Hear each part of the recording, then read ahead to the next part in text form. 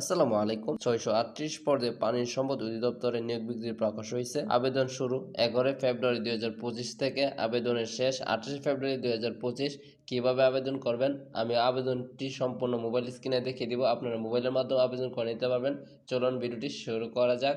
প্রথমে আপনি Chrome browser open করে নেবেন। সার্চ বারে গিয়ে dls.gov.bd.tiltok.com লিখে সার্চ করে দিবেন। করার পর দেখতে পাচ্ছেন পানি সম্পদ অধিদপ্তরে ওয়েবসাইটটি চলে এসেছে। আপনি এখানে স্ক্রল করে একটু নিচে আসবেন। আসার পর নিচে দেখতে পাচ্ছেন যে চাকরিতে আবেদন, জাস্ট এখানে একবার ক্লিক করে দিবেন। করার পর এখানে অনেকগুলো শর্ত দেওয়া আছে, আপনি স্ক্রল করে নিচে আসবেন। আসার পর দেখতে পাচ্ছেন চাকরির আবেদন ফর্ম। এখানে পদের নাম ক্যাশিয়ার এখানে দেওয়া আছে। নিয়োগ বিজ্ঞপ্তি নম্বর, আপনাকে নম্বরটি এখানে টিক চিহ্নতে ক্লিক করে নম্বরটি অটোমেটিক দেওয়া থাকবে। তারপর প্রার্থীর নাম, এখানে আপনার প্রার্থীর নাম, আপনার নামটা এখানে বাংলায় সুন্দর করে লিখে দিবেন।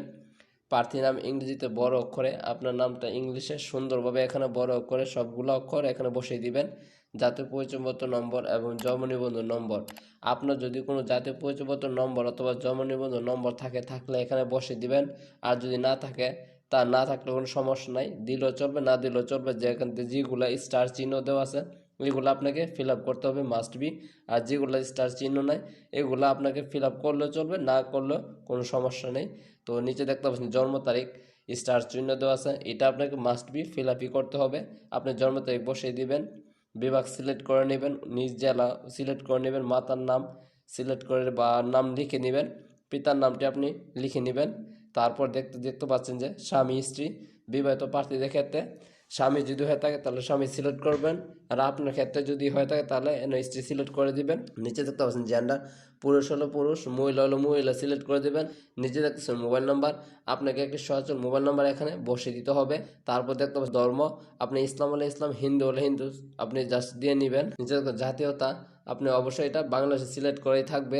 ইমেল যদি থাকে আপনি এখানে ইমেলটা দিয়ে নেবেন, দিলে অনেক ভালো হয়, না দিলে তাতে কোনো সমস্যা নেই। পেশা, আপনি যদি কোনো পেশা থাকেন, ছাত্র হলে ছাত্র, আপনি চাকরিজীবী হয়ে থাকলে চাকরিজীবী এখানে বসে দিবেন। দিলেও চলবে, না দিলেও তাতে কোনো সমস্যা নেই। নিচে দেখতে পাচ্ছেন ঠিকানা, বর্তমান বাসা ও সড়ক, আপনার ঠিকানা দিয়ে নেবেন। গ্রাম বা পাড়া বা মহল্লা, এটা আপনাকে অবশ্যই মাস্ট বি দিতে হবে। এখানে সবগুলো ইনফরমেশন আপনাকে দিতেই হবে। দেখতে পাচ্ছেন ইউনিয়ন ওয়ার্ড বা ইউনিয়ন, আপনাকে এখানে ফিল আপ করে নিতে হবে। ডাকঘর দিলেও চলবে, না দিলেও কোনো সমস্যা নেই। পোস্ট কোড নম্বরটি দেখতে পাচ্ছেন স্টার চিহ্ন দেওয়া আছে, এই আপনাকে পোস্ট কোডটি এখানে বসে দিতে হবে। আপনার এনআইডির পেছনে পোস্ট কোড নম্বরটি দেওয়া আছে, জাস্ট এখান থেকে আপনি দেখে এখানে জাস্ট সুন্দরভাবে বসিয়ে দিবেন। জেলা সিলেক্ট করে নেবেন, উপজেলা সিলেক্ট করে নেবেন, নির্বাচনে ক্লিক করে দেখতে পাচ্ছেন স্থায়ী ঠিকানা, এখানে স্থায়ী লেখা আছে। দেখতে পাচ্ছেন একই হলে আপনি অটোমেটিক সবগুলো ইনফরমেশন চলে আসবে। আপনি যদি না একই না, তাহলে আপনি বাসা বা সড়ক চেন লিখে নেবেন, তারপর গ্রাম বসে নেবেন, ওয়ার্ড বসে নেবেন, ডাকঘর বসে নেবেন, পোস্ট নম্বরটি বসে দিবেন, জেলা বসে নেবেন, উপজেলা বসে দিবেন। সবগুলো নির্বাচনে ক্লিক করলে নির্বাচন কোন এখানে ক্লিক করলে আপনি সবগুলো ইনফরমেশন এখানে বসে দিতে পারবেন। নিচে দেখতে পাচ্ছেন শিক্ষাগত যোগ্যতা, সর্বপ্রথম ডিগ্রি থেকে সর্বশেষ ডিগ্রি অনুসারে বসিতে হবে। তার মানে আপনাকে জেএসসি থেকে আপনি যত পর্যন্ত পড়েছেন সবগুলো এখানে যোগ্যতা এখানে এক এক করে দাখিল করতে হবে। এখানে দেখতে পাচ্ছেন যে আমি প্রথমটি সিলেক্ট করেছি, পরীক্ষার নামে সিলেক্ট করে দেখতে পাচ্ছেন অষ্টম শ্রেণী, আপনি সিলেক্ট করে নেবেন। তারপর নিচে দেখতে পাচ্ছেন আপনি এসি সিলেক্ট করে নেবেন, তারপরে নিচে ক্লিক করে এসি সিলেক্ট করে নেবেন, তারপরে নিচেতে ক্লিক করে আপনি স্নাতক দিয়ে নেবেন। দেখতে পাচ্ছেন অলরেডি 4টা করে নিয়েছি। এখন বিষয় সিলেক্ট করে নেবেন, শিক্ষা প্রতিষ্ঠানের নাম সিলেক্ট করে নেবেন, আপনি কোন শিক্ষা প্রতিষ্ঠানে পড়েছেন, ফার্স্টের সন আপনি এই ফার্স্টের সনটি দিয়ে নেবেন, আপনি কত সালে এইগুলা ডিগ্রি অর্জন করেছেন। এখানে বোর্ড সিলেক্ট করে নেবেন, বিশ্ববিদ্যালয়ে আপনি কোন বিশ্ববিদ্যালয়ে পড়েছেন বা বোর্ড থেকে পড়েছেন, জাস্ট এখানে আপনি বসে লিখে দিবেন। গ্রেড কোন শ্রেণীতে আপনি পেয়েছেন, জাস্ট এখানে গ্রেডটি বসিয়ে দিবেন। নিচে দেখতে পাচ্ছেন অতিরিক্ত যোগ্যতা যদি থাকে এখানে জাস্ট দিবেন, না যদি না থাকে তাহলে দেওয়ার দরকার নাই। অভিজ্ঞতা বিবরণ, আপনার যদি কোনো অভিজ্ঞতা থাকে তাহলে এখানে জাস্ট দিবেন, যদি না থাকে তাতে কোনো সমস্যা নাই, নিচে চলে আসবেন। কোঠা, আপনার যদি কোনো কোঠা থাকে নির্বাচনে ক্লিক করে আপনি কোঠা দিয়ে নিতে পারবেন। দেখতে পাচ্ছেন 3টা কোঠা দেওয়া আছে, মুক্তিযোদ্ধা, শহীদ পরিবার ও বীরাঙ্গনার সন্তান, শারীরিক প্রতিবন্ধী ও তৃতীয় লিঙ্গ, ক্ষুদ্র নৃগোষ্ঠী। যেহেতু আমার কোনোটি নেই এর জন্য আমি ক্লিক করে দিচ্ছি। নিচে দেখতে পাচ্ছেন ট্রেজারি চালান নম্বর, মাস্ট বি এটা আপনাকে দিতে হবে। এই ট্রেজারি চালান নম্বরটা হলো অনেকে যে পানি সময় মন্ত্রণালয় থেকে একটি কোর্স করেছে, কোর্সের যে সার্টিফিকেট থাকে এখানে একটা ট্রেজারি নম্বর দেওয়া থাকে, এই নম্বরটা এখানে জাস্ট বসিয়ে দিবেন। বসার পর নিচে দেখতে পাচ্ছেন তারিখ, আপনি আজকের এই তারিখটা এখানে জাস্ট তারিখে বসিয়ে দিবেন। তারপর দেখতে পাচ্ছেন ব্যাংক নম্বর, আপনাকে নির্বাচনে ক্লিক করবেন, করার পর দেখতে পাচ্ছেন সোনালী ব্যাংক পিএলসি, এটা সিলেক্ট করে দিবেন। ব্যাংক শাখা আপনি দিয়ে নেবেন, আপনি কোন ব্যাংক শাখা থেকে আপনি অ্যাকাউন্টটি করেছেন। নিচে দেখুন চালান ফর্ম এবং স্ক্যান কপি।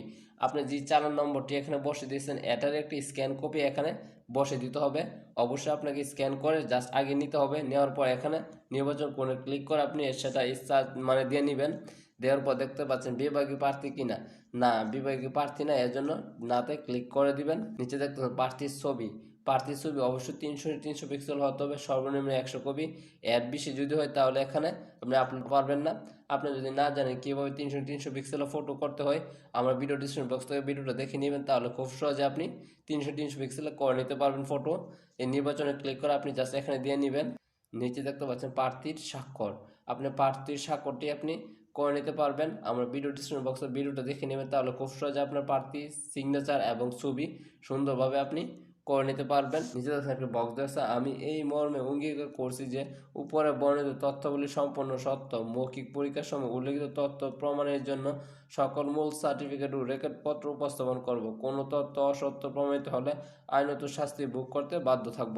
নিচে দেখতে পাবেন সংরক্ষণ কোন ও পরবর্তী ধাপ, আপনি জাস্ট পরবর্তী ধাপে ক্লিক করবেন। পরবর্তী ধাপে ক্লিক করার পর করার জন্য আপনাকে কিছু ইনফরমেশন দিতে হবে।